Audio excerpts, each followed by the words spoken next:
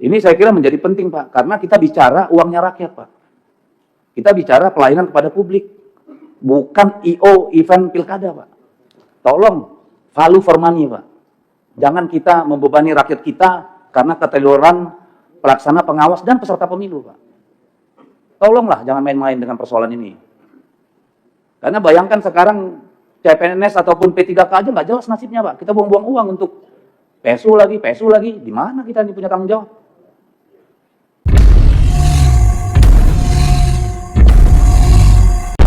Keras, Deddy Sitorus, anggota DPR RI dari Dapil Kalimantan Utara kritik pemerintah, KPU dan Bawaslu dalam rapat dengar pendapat di gedung DPR RI. Deddy Sitorus tidak dapat menahan amarah atas fakta pemborosan keuangan negara imbas dari ketedoran penyelenggara negara yang menyebabkan pemilihan suara ulang yang menghabiskan keuangan negara di berbagai daerah. Terdapat 24 daerah yang harus menyelenggarakan pemilihan suara ulang yang diperkirakan akan menelan biaya lebih dari 1 triliun. Dan mayoritas dari pemilihan suara ulang ini disebabkan kekurang profesionalan penyelenggara dalam melaksanakan tugasnya. Kasus seperti lolosnya kepala daerah yang seharusnya tidak memenuhi syarat, penggunaan ijazah palsu, kurangnya pengawasan oleh Bawaslu, atau rekomendasi Bawaslu yang tidak ditindaklanjuti KPU, beberapa di antara sebab pemilihan suara ulang harus dilaksanakan. Bukan hanya itu, Deddy Sitorus juga menyoroti nasib calon pegawai negeri sipil dan P3K yang sudah dinyatakan lulus seleksi, namun harus ditunda 1 tahun ke depan untuk dapat menerima gaji. Berbagai kebijakan pemerintah yang terkesan tidak berpihak pada rakyat kecil, membuat anggota dewan ini tidak bisa menahan emosi. Bagaimana suasana RDP yang diwarnai kemarahan Deddy Sitorus? Simak di video berikut ini, namun jangan lupa tekan tombol like dan subscribe di bawah video ini, agar channel ini dapat berkembang. Terima kasih. Bahwa seluruh anggaran yang dibutuhkan untuk PSU menjadi beban kabupaten, kota, dan provinsi, ya Pak. Tidak ada tanggung renteng pemerintah pusat. Semuanya dari daerah. Izin Pak mic-nya, Pak. Per hari ini hanya Pasaman dan Bovendigul yang minta waktu untuk mereka melakukan adjustment lagi. Seperti Pasaman itu anggarannya 1,4 triliun Pak APBD-nya Pak. Intinya kan Pak Menteri bahwa anggaran untuk PSU ini semua menjadi tanggung jawab daerah, ya. Kan itu nih kesimpulannya. Ya, Itu Pak. skenario kami yang paling utama. Oke, baik. Yang kedua pertanyaan saya, mungkin ini mohon maaf Ketua, interaktif aja. Total seluruhnya defisit berapa, Pak? Total seluruh biaya yang dibutuhkan semua lembaga ini berapa, Pak, untuk pelaksanaan, termasuk TNI Polri? Karena ini bingung-bingung nih, kita lihat banyak tabel-tabelnya ini. Belum ada. Sudah ada sinkronisasi belum? Ini datanya Pak. Tapi ini tadi kami terjemahkan, rincikan dalam tabel. Kalau gini aja kan nanti nggak ada data pendukung Pak. Tadi data pendukung yang kami sampaikan rinci tadi detail dan kami share. Tapi ini kami sudah rekap secara seluruhnya lah, seperti ini. Jadi KPUD 429 sekian miliar, Bawaslu daerah 180 miliar, TNI 38 miliar, Polri 91, total 719 miliar. Oke, Bapak Bawaslu dan Pak KPU ini mendekati nggak angkanya dari Pak Menteri? Ini kayaknya masih angka lama ini. Karena KPU dari 429 sudah turun jadi 392. Ini data Oh, plus yang 2 Iya, tambahan ya. Untuk KPU plus 2 yang kotak kosong menang, diulang. Jadi KPU berapa, Pak? Bisa catat, Pak. Total biaya yang dibutuhkan, Pak. 392.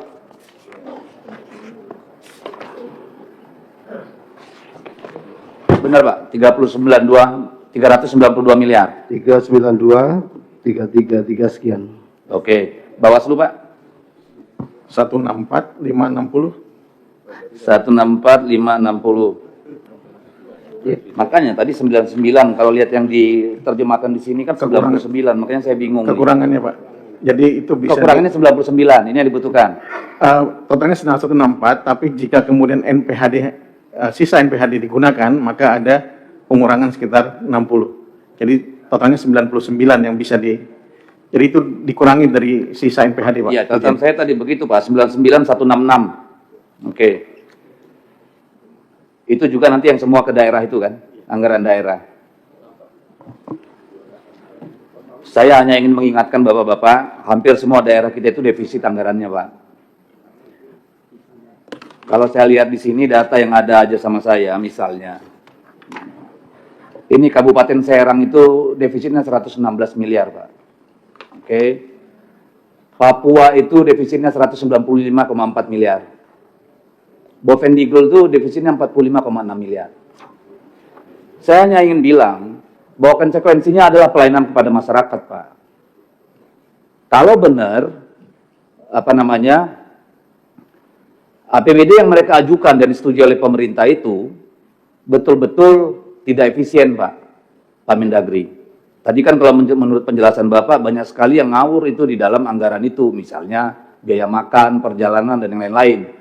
Kalau memang itu adalah efisiensi, saya kira tidak akan terlalu berpengaruh, Pak. Tapi kalau ini, tidak hati-hati kita, maka ini akan berdampak terhadap kondisi real di daerah, Pak. Apalagi kalau dia gede, Pak. Ya. Kemudian, saya ingin mengingatkan bahwa ada potensi untuk gugatan ulang dan PSU, Pak. Bisa 1 kali, bisa 2 kali, bisa 3 kali. Bisa macam-macam, karena kita nggak ngerti ini MK sekarang kayak apa. Yang digugat sengketa hasil, yang keluar diskualifikasi misalnya. Ini kan sudah nggak ada yang bisa kita tebak lagi ini ke depan. Jadi tentu harus memperhitungkan, memitigasi resiko itu, Pak. Kalau Provinsi Papua diulang lagi, Pak, misalnya tingkatnya provinsi ini, nggak gawat kita. Ya, jadi saya kira di sini dituntut komitmen kita untuk betul-betul menghadirkan pemilu yang demokratis, jurdil, bersih, gitu ya. Ini saya kira menjadi penting, Pak, karena kita bicara uangnya rakyat, Pak. Kita bicara pelayanan kepada publik. Bukan IO event pilkada, Pak. Tolong value for money, Pak. Jangan kita membebani rakyat kita karena keterlibatan pelaksana, pengawas, dan peserta pemilu, Pak. Tolonglah jangan main-main dengan persoalan ini. Karena bayangkan sekarang CPNS ataupun P3K aja nggak jelas nasibnya, Pak. Kita buang-buang uang untuk PSU lagi.